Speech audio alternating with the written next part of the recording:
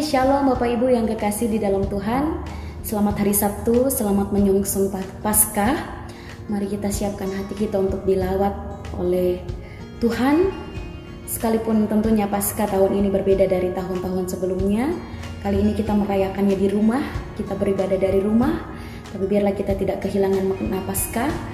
Oleh karena itu siapkan hati kita semuanya untuk dilawat melalui firman Tuhan yang disampaikan oleh hamba-hamba Tuhan yang melayani kita semuanya. Dan di momen Paskah ini saya terinspirasi dari salah satu murid Yesus yang bernama Petrus. Menurut saya dia menginspirasi untuk kita hidup di dalam kemenangan.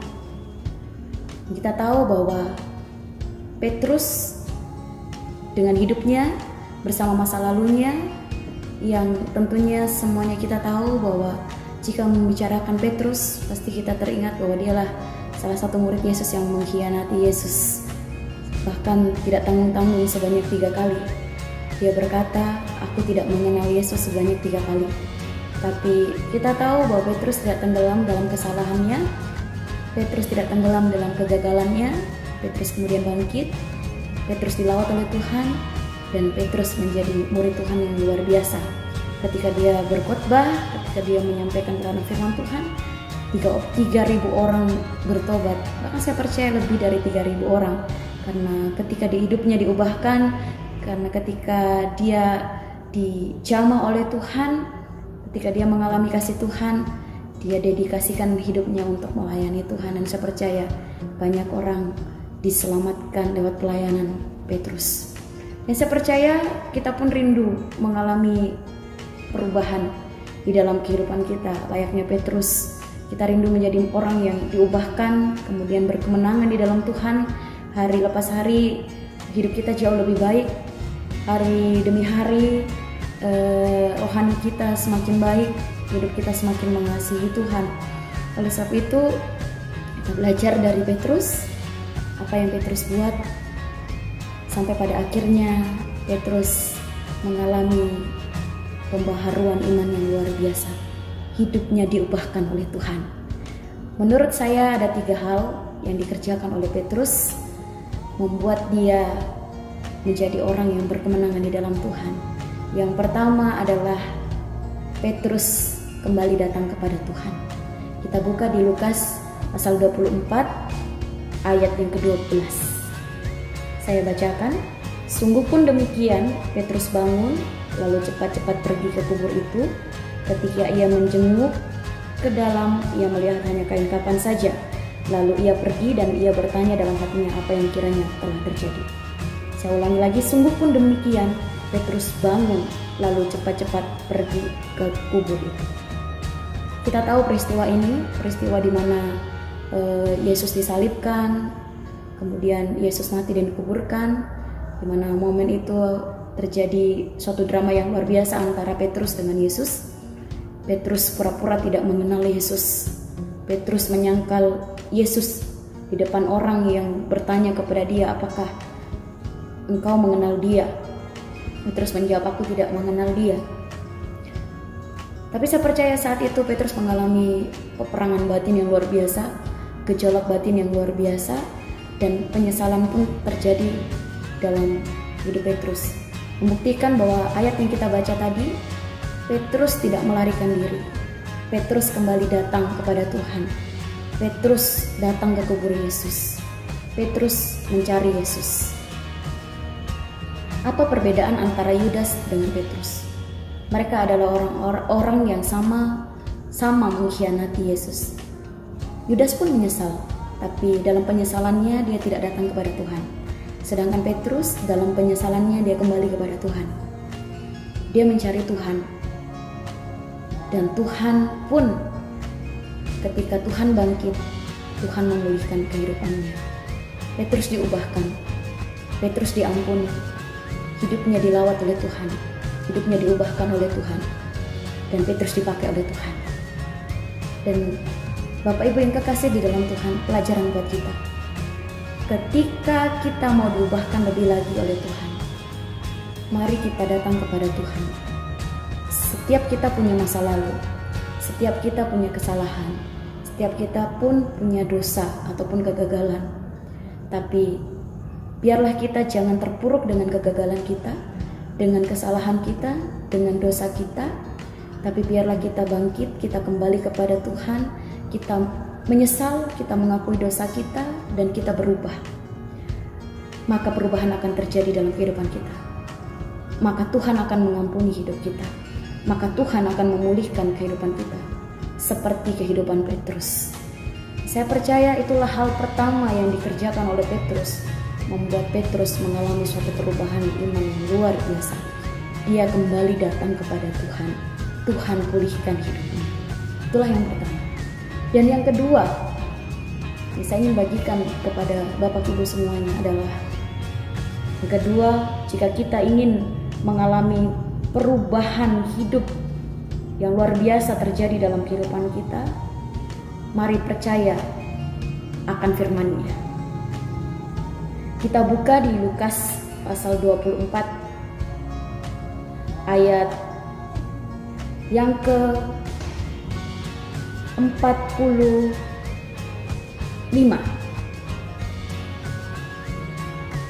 Ayat 44 sampai 45.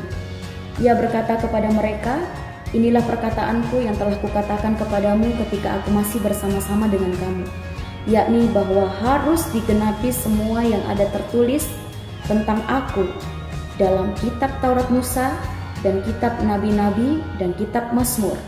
Ayat 45, lalu ia membuka pikiran mereka sehingga mereka mengerti kitab suci. Bapak Ibu yang kekasih, di dalam Tuhan kita tahu bahwa murid-murid Yesus termasuk Petrus, ketika mereka bersama-sama dengan Yesus, ketika Yesus melakukan pelayanan bersama-sama dengan mereka, seringkali Yesus menegur mereka. Seringkali Yesus berkata, "Tidak percayakah kamu? Tidak mengertikah kamu? Mengapa engkau tidak mengerti? Mengapa engkau tidak percaya?" Seringkali Yesus berkata demikian kepada murid-murid Yesus. Murid-murid Yesus tidak mengerti dengan apa yang dikatakan oleh Yesus.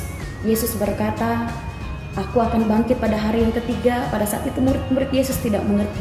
Bahkan seringkali murid-murid Yesus tidak tahu, tidak mengerti dengan apa yang Yesus katakan. Tapi ketika mereka dibukakan pikirannya oleh Tuhan, ketika mereka datang kepada Tuhan, ketika Yesus bangkit pada hari yang ketiga, mereka menjadi orang yang mengerti dengan perkataan Yesus, bahwa apa yang Yesus katakan adalah ya dan amin. Apa yang Yesus firmankan itu adalah ya dan amin. Semua digenapi, semua terjadi. Yang saya percaya lewat kebangkitan Yesus, lewat pertemuan, saya katakan pertemuan kesempatan kedua kalinya, lewat momen kebangkitan Yesus, Petrus menjadi orang yang 100% percaya apapun yang dikatakan oleh Yesus. Dia menjadi orang yang percaya. Dan saya percaya hidup Petrus mengalami suatu perubahan 180 derajat ketika dia dijamah oleh Tuhan, diubahkan oleh Tuhan. Dulunya dia mungkin adalah orang yang percaya hanya setengah, tapi ketika diubahkan oleh Tuhan, ketika ketemu dengan Tuhan, ketika tetap setia menanti Tuhan, dia adalah orang yang diubahkan oleh Tuhan. Bahkan dia mempercayai 100% apa yang Yesus katakan. Oleh sebab itu disebarkan dengan luas di dalam pelayanannya apa yang dikatakan oleh Yesus, dan membuat orang banyak bertobat datang kepada Tuhan. Bapak Ibu yang kekasih dalam Tuhan, sebagai orang yang percaya kepada Tuhan, seringkali kita mungkin kurang, bahkan kadang-kadang tidak mengerti apa yang dikatakan Yesus.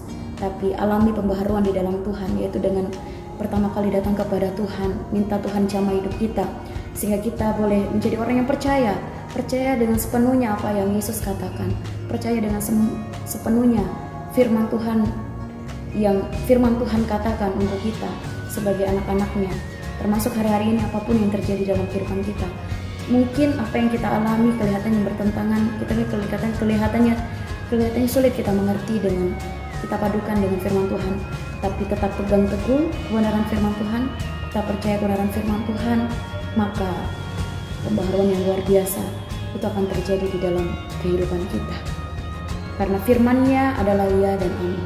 Karena apa yang Yesus katakan adalah iya dan amin. Firman-Nya selalu digenapi, firman-Nya selalu terjadi. Demikian juga di dalam kehidupan kita. Dan yang ketiga, jikalau kita rindu mengalami pembaharuan terjadi dalam kehidupan kita, yang ketiga adalah mari melayani Tuhan. Di ayat yang ke-48 di situ dikatakan, kamu adalah saksi dari semuanya ini. Artinya adalah jika kita rindu hidup kita dibaharui, jika kita rindu hidup kita berarti, mari kita menjadi saksi-saksi Tuhan. Karena firman Tuhan, kamu adalah saksiku. Layani Tuhan, setia bersama-sama dengan Tuhan, berjalan bersama-sama dengan Tuhan.